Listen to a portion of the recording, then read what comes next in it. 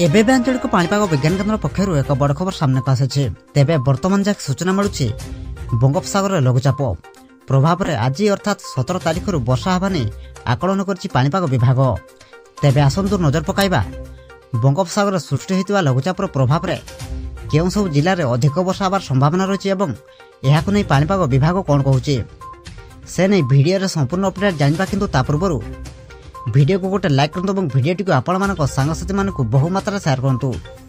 जदि आम चैनल आपण प्रथम थर वीडियो देखुंते चैनल को सब्सक्राइब कर पाखरे था बेल आइकन को प्रेस करी ऑल नोटिफिकेशन को ऑन कर रखंतु एवं आपण माने एही वीडियोटी को केउ जिल्ला देखुचंती हमको कमेंट माध्यम निहाती जणांतु।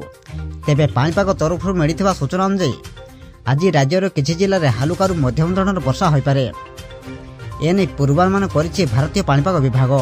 सेहिबड़ी 18 तारिख में राज्यर किछि जिले में हालुका वर्षा हो पारे। लघुचाप सक्रिय थिबा कारणर पाणीपाग परिवर्तन होइछि। तेबे दक्षिण अंडमान सागर और बंगोपसागर सक्रिय रही लघुचाप जदिओ ओडिशा पर एहार सीधासड़क प्रभाव नहीं किंतु किछि जिले में हालुका वर्षा हो पारे। गोटिए दुईटी स्थान में मध्यम धरणर वर्षा हो पारे। राज्यर अधिकांश जिले में प्रबल शीत प्रकोप देखा मिलूछि। आहरी 24 घंटा प्रबल ठंडा अनुभूत हेब बोली कहिछि भारतीय पाणीपाग विभाग बा एमडी। बंगोपसागर लघुचाप प्रभाव में आज राज्य में मेघुआ पाग सह वर्षा हबार संभावना रही बोली पाणीपाग विभाग आकलन करिछि। 17 तारिख अर्थात आज राज्यर दुईटी जिले में हालुका वर्षा हो पारे।